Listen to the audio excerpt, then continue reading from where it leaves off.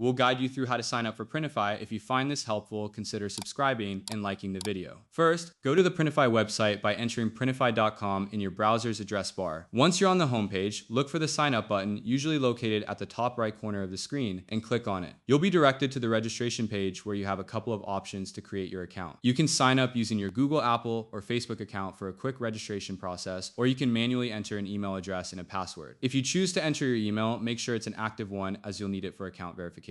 After entering your details, click on the sign up or create account button. Next, you'll receive a confirmation email from Printify. Head over to your email inbox, find the email from Printify, and click on the verification link to confirm your account. Once verified, you'll be redirected back to Printify where you can complete setting up your profile. Here, you might be asked to provide additional details like your business name and address, which are important for fulfilling orders. Take a moment to explore the dashboard, familiarize yourself with the interface, and start browsing the catalog to create your custom products. Printify offers a wide range of products, so make sure to take advantage of the mockup generator to visualize your designs. Don't forget to subscribe and comment if this helped you out.